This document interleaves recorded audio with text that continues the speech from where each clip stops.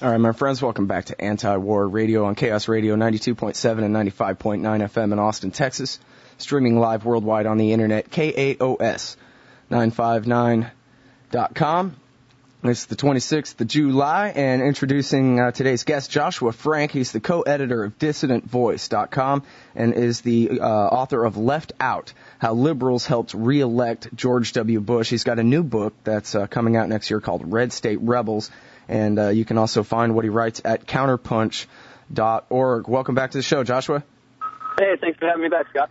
Oh, yeah, it's, always good to read your articles and good to talk to you again. And specifically, you have one here on Counterpunch called Hillary's Neocon, The Imperial Vision of Richard Holbrooke.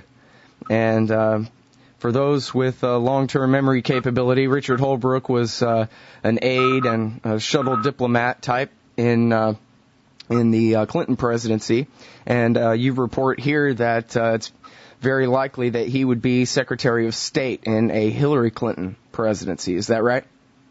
Right. I mean, and he was rumored to be tapped for a Secretary of State if Kerry had won in 2004 as well. I mean, he's a DLC Democrat with neoconservative ideals, just definitely in line with even, old conservatives like Henry Kissinger. And we've seen his influence in the Democratic Party is pretty strong. He's really helped be an architect for this, what the Democrats are calling this sort of new vision, but really it's just the old vision of the neoconservative agenda. And he has the same sort of game plan for reshaping the Middle East to serve U.S. interests. And we've seen his influence in Hillary's campaign. Her foreign policy is definitely influenced by the Holbrooke philosophy. Now, what exactly is a DLC Democrat? Well, he's not a member of the Democratic Leadership Council, but he's definitely in line with their sort of ideals, the strong sort of military presence, and they're also very pro-corporate wing of the Democratic Party. They're basically the centrist wing of the Democratic Party, except their foreign policy is very right-wing. Definitely in line with the Republican Party, especially under Bush. Well, it's interesting, because the neocons are considered to be centrists as well. They're not very radical in terms of domestic policy and undoing the New Deal and that kind of thing, like some conservatives would want. They're considered more centrist. It makes me think that maybe the centrists aren't the moderates, but they're the extremists, really. Right. Well, and that's how they play it up, and that's how they've been accepted in mainstream politics today.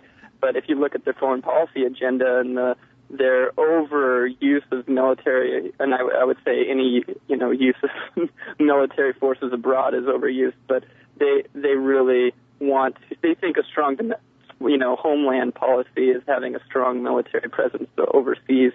So of course they want to expand our military operations in the Middle East. They want to make more bases all over the globe.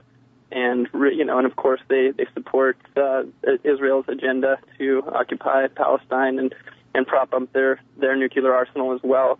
And so we've seen them take a hard line with Iran. We've seen them take a hard line with Iraq before the invasion, the second invasion. And, they want to push this sort of agenda down the road. So if we see a Clinton presidency in 2008, we can definitely expect a continuation of what Bush has done these last 8 years. Now, in the 1990s, Richard Holbrooke and Clinton and friends, we called them the neoliberals back then, right? Right.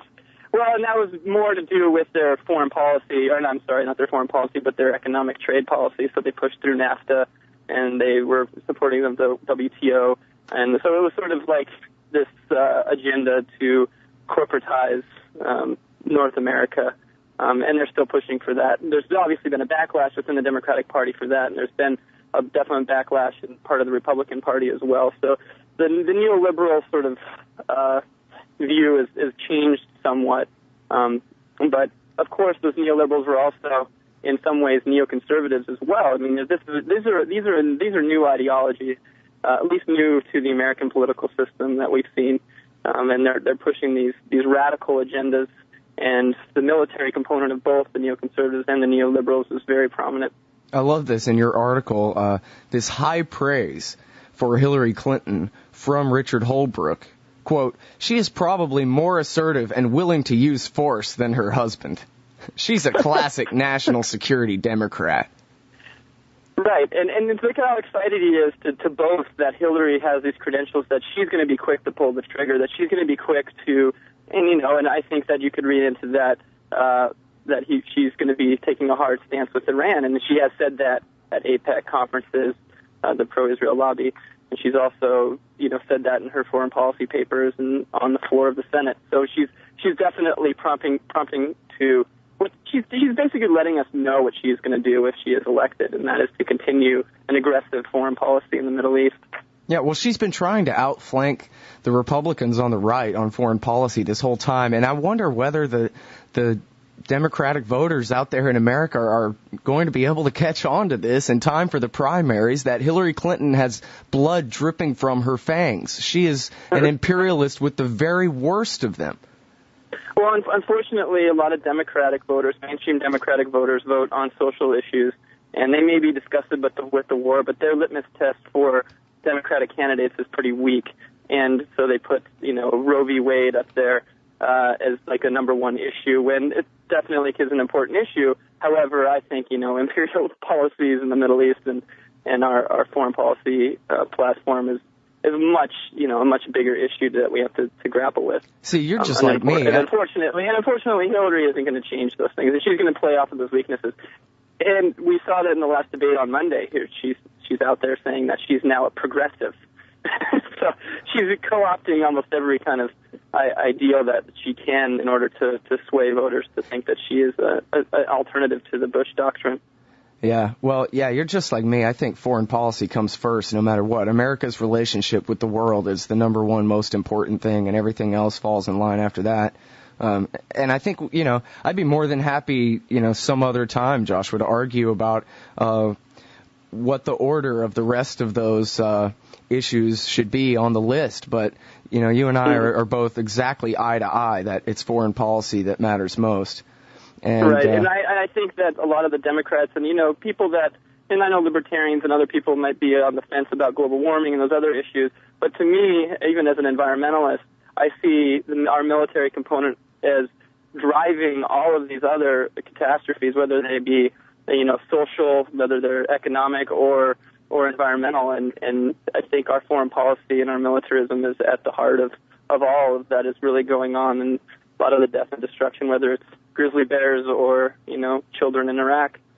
Yeah, and, I think you're right, too. Well, just, my kind of thin observations of the Democratic left since, the campaign season began, and I see that not uniformly by any means, but,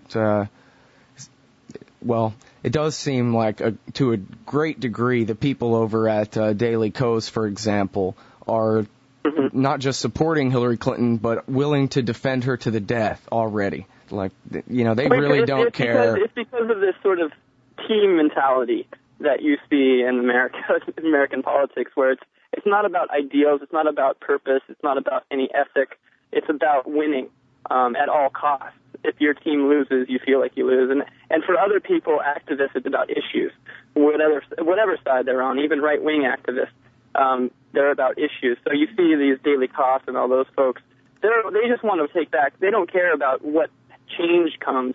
In fact, the only change that they're really worried about is the letter next to the president's name, whether it's a D or an R, and that's really what they're concerned with. And, we can just look back at the last round of congressional elections and the Democrats promising to, take a hard stand on the war, and we've seen nothing but capitulation. And of course, the folks at Daily Kos overwhelmingly aren't going to really question those lies and how they were co-opted, because I would say a lot of them probably are anti-war at this point.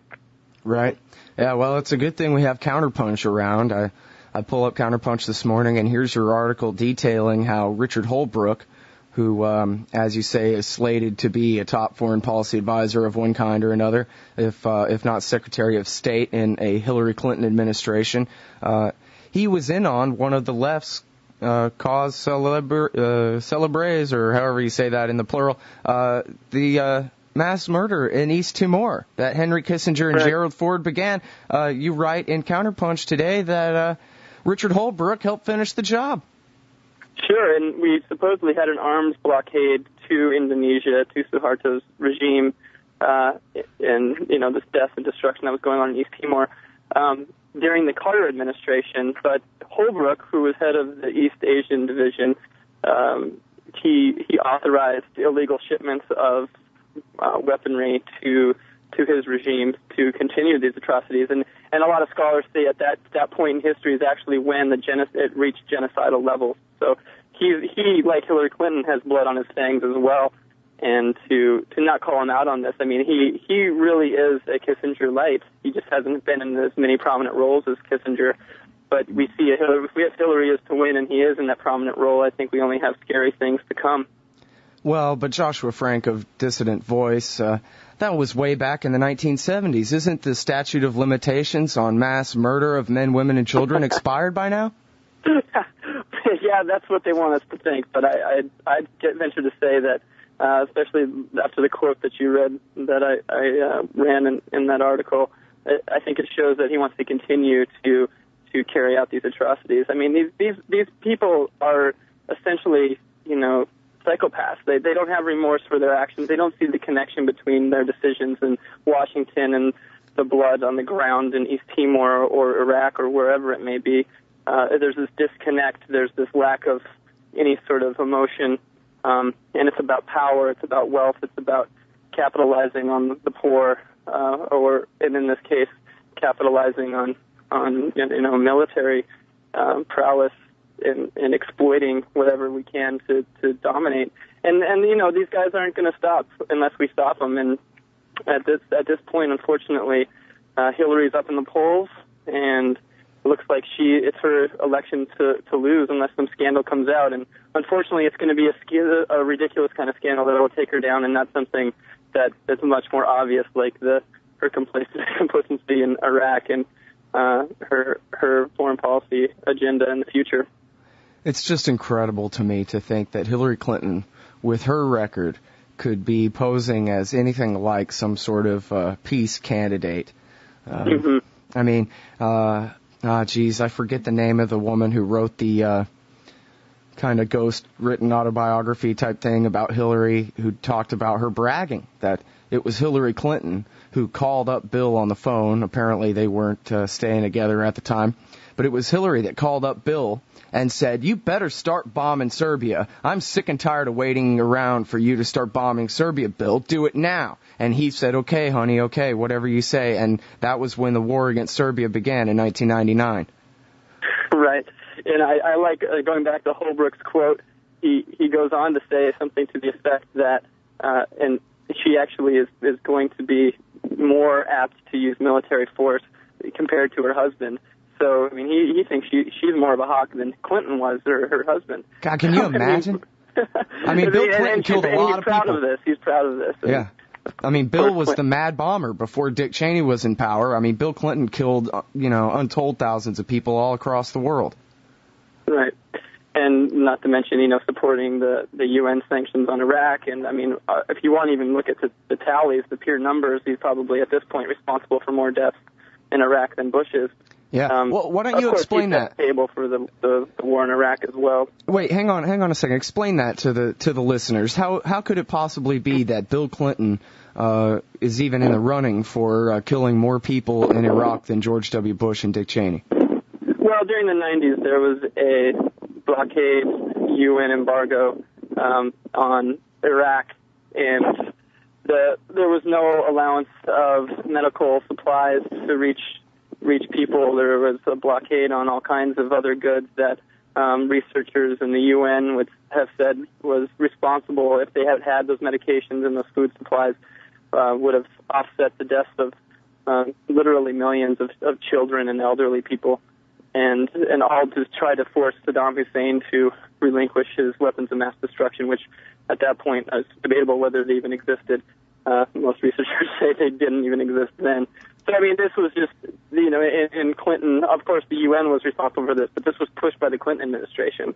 And Clinton propped this up, and he supported this foreign policy and was responsible literally for millions of deaths. Yeah, no doubt about it. In fact, let's go ahead and play the clip of Bill Clinton's Secretary of State, Madeleine Albright, explaining to Leslie Stahl on 60 Minutes how this was all perfectly okay. We have heard that 500,000 children have died. I mean, that's more children than died in Hiroshima.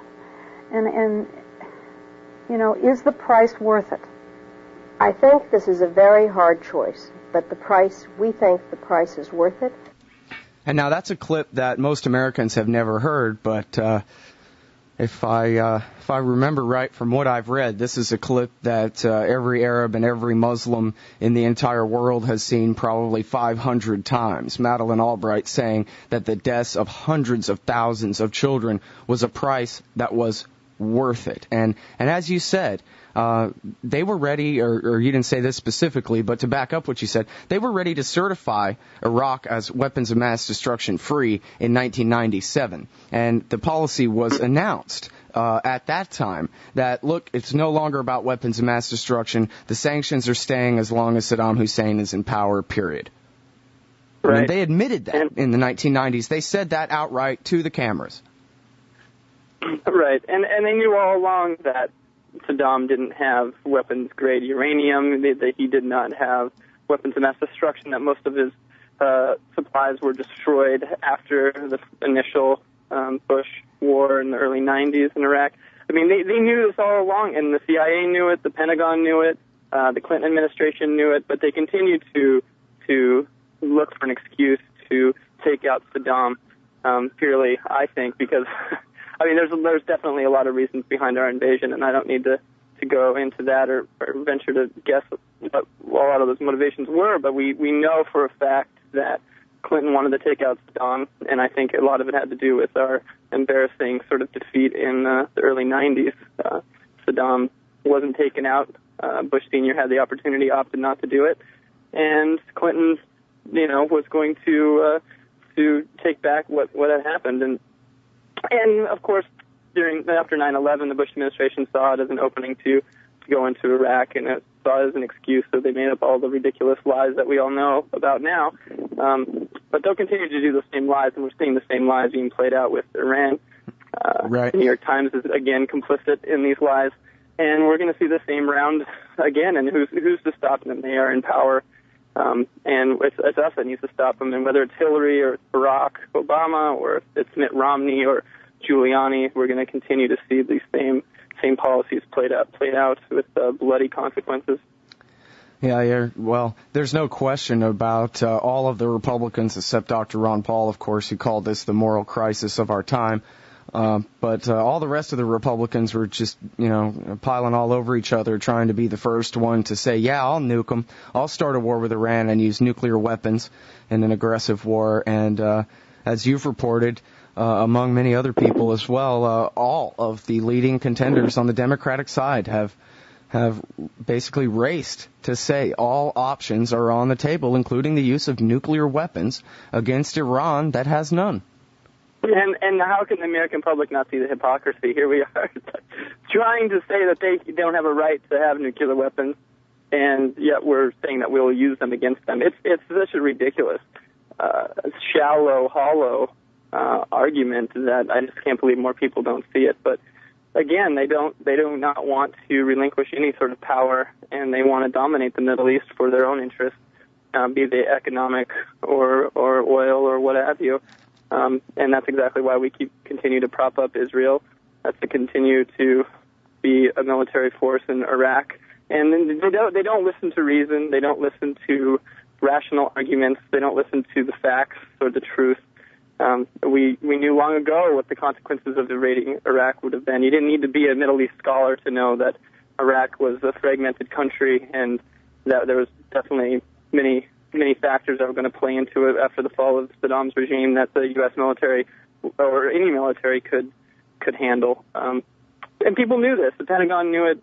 Everyone knew it. But yet no one stopped it. Right. And it's just it doesn't matter. It doesn't matter what the facts are. It doesn't matter what the truth is. They make up their own rules, and they will do whatever they can to get away with it. Right. And, I think it's so important that, well, I mean, it just sounds silly, too. It's not like you and I are covering any, groundbreaking truth with this, but, I guess some giant number of the American people out there have no idea, so I figure, it's worth reiterating. Hillary Clinton knew that George Bush and Dick Cheney and Don Rumsfeld were lying about weapons of mass destruction in Iraq. She was the first lady. She, and I don't think anyone will dispute that she was a hands-on policy person. They called Bill Clinton Billary because of their partnership and how closely she worked with Bill Clinton especially on foreign policy, as we just talked about. She's the one who really pushed him to start the war against Serbia. How could Hillary Clinton, in 2002, pretend to believe the Republicans who were saying that Iraq went from having nada to all of a sudden having an advanced nuclear weapons program, that they were reconstituting nuclear weapons and could, give a hydrogen bomb to Al-Qaeda and our proof would be a mushroom cloud and the rest of this. She knew that they were lying, and she was lying too. Absolutely, and if you look back into the latter 90s, all of the leading Democrats were spouting the same round of lies that the neocons and others were after 9/11 about Iraq and about the weapons of mass destruction. You go back to 1997, I believe, when the Iraq Liberation Act was passed during the Clinton administration, and it was basically the preemptive legislation prior to the legislation in 2001 that said we can use military force to oust Saddam. So it's this real, it's a systemic lies. It's systemic in the fact, the real issue here is we don't have any honesty in government, no accountability, and it's a sad state of affairs when we know that they were lying, yet there's nothing that we can do to hold them accountable. Yeah. Abject liars and bloodthirsty warmongers, all front runners.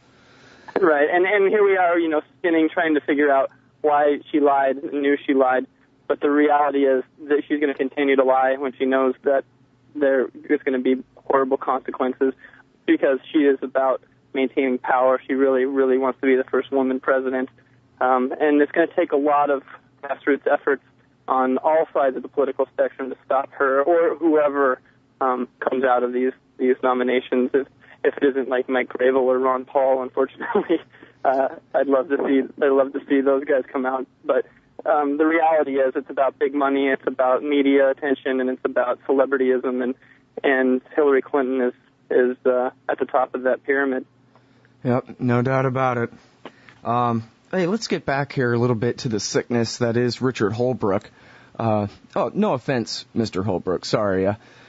Anyway, so it was, 2002, I think early 2002, not long after the September 11th attacks. I could be wrong about the timing here, but I'm pretty sure it was after September 11th, but before Iraq, and I think it was early 2002.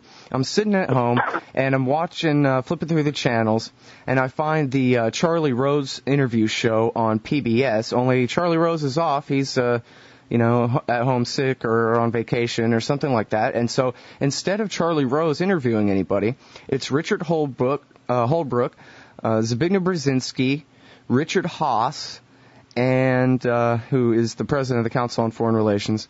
And I'm sorry, I always forget who the fourth one was. And, of course, to my chagrin, I did not record it.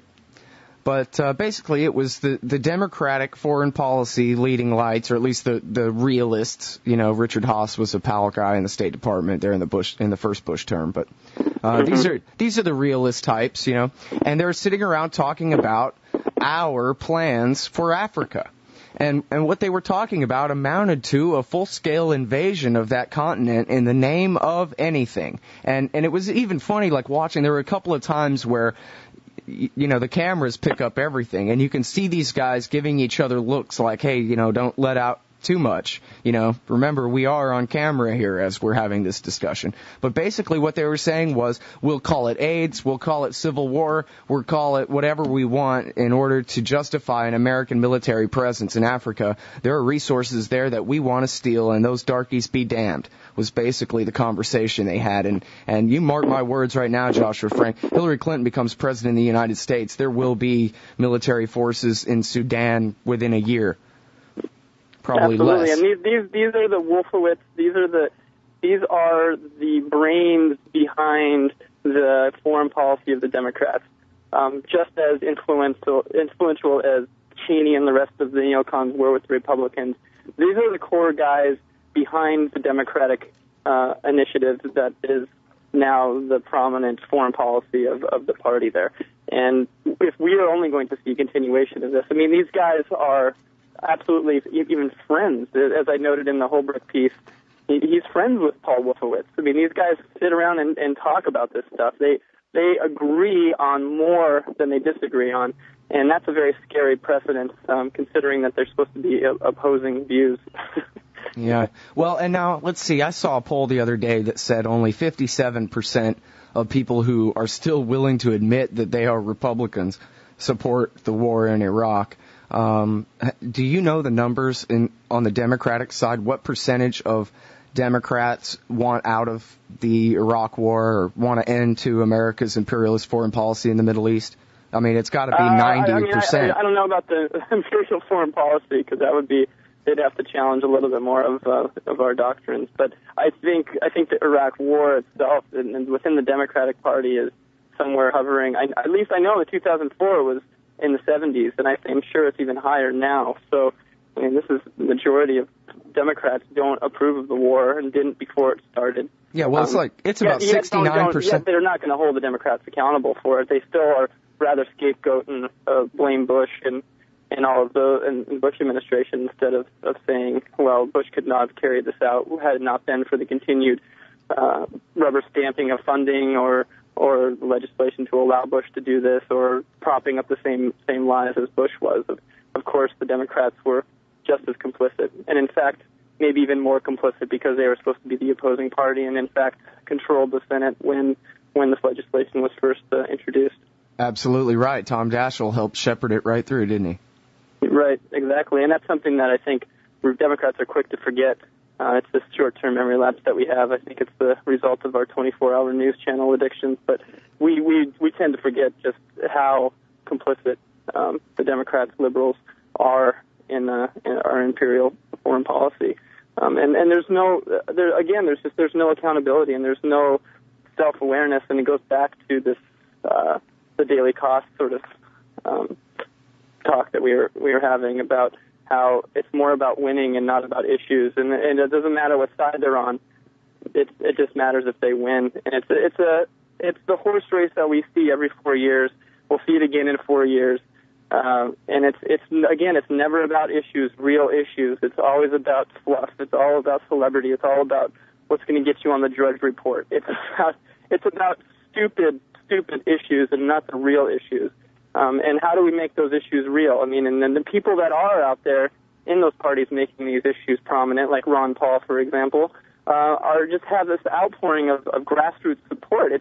And of course, that they don't want a guy like Ron Paul in the debates. They don't want a guy like Ralph Nader in the presidential debates. They don't want Pat Buchanan even in these debates, because a lot of Americans will listen and say, man, that guy's right. What are we doing? And they don't want that. They want to consolidate their power. They do not want a democracy. And I think anyone out there that really thinks we live in a democracy has been lied to for far too long. We do not live in a democracy. It's not representative. It's only representative of the people that have access and the corporations that have power and control over the information that we receive and the policies that our elected officials propped up and represent. Well, I don't think that could be any clearer than it is when you look at the fact that people like Mike Gravel and Dennis Kucinich actually represent the views of the Democratic base, and Ron Paul, not necessarily on foreign policy, because a lot of conservatives are are such nationalists that they can't get over the war there. But for, absolutely every bit of the rest of what Ron Paul has to say, that's exactly the point of view of the conservative Republican base, and yet these people are considered the fringe candidates. There's just no question at all. At all. I don't think in the mind of anybody, if you really sat them down and asked them, if there was any question that some powerful billionaire somewhere pick our front-runner candidates for us. I mean, if, as you say, Ron Paul is the grassroots phenomenon, then how come he's not in first place? Because no one would assert that there's a grassroots phenomenon for Rudy Giuliani or John McCain or Mitt Romney. Mm-hmm. They have to pay people to like them, and yet they're all the front runners. Right. Well, and it goes back to access, and it goes back to we got to understand too that we have almost 50% of our voting age citizens in the United States do not vote, and there's an enormous amount of power if those people were registered and came out to vote. Of course, no one's exciting them to come out to vote, and I think that there's a lot to be said for apathy and laziness when it comes to our electoral system because it's a total fraud. However, there can be some major power in voting, and if someone like Ron Paul or whoever were able to sort of bring those voters out, that's when you would see a real true challenge to the establishment. As it is now, you're just going to have sort of hereditary voters that are Republican or Democrat, consistently vote for their party line, rarely cross over, unless, of course, there's just no other option. I think right now, Bush is, who cannot say how horrible this administration has been, and the war, and all of the lies, and the corruption, and the arrests, and the list goes on, and to think that people still would be voting Republican is outlandish, but a lot of people still are. And I think that's a huge problem, and we don't see any alternatives at this point, or at least the American citizenry do not see alternatives, because the media is not going to cover Ron Paul. They don't want him in the debates. They don't want Mike Gravel out there, talking like he is about issues and being straight and frank with people, because that's just not what CNN will like to cover. That's not what Fox News wants to cover. That's not what the New York Times is going to run on their front page. So we have this big lapse between political reality and information that is accessible to people, and that's where I think places like antiwar.com and Counterpunch and these at least for now free enterprises on the internet that people can access all over the world is an enormous challenge to the corporate established media. And of course, I think that they'll probably want to lock that down eventually and control that as well. But it's free access, free, and this radio show is an example of, I think, the power that can come from the media. And hopefully more people will tune in and get out there and act, because that's what it's going to take before there's any sort of minimal revolution or even any sort of significant reform at the political level. Well, alternative media like antiwar.com and Counterpunch and Dissident Voice, we are slowly but surely overtaking the mass media in informing the American people. It's still going to be a while before, our voices count more than what they say on TV.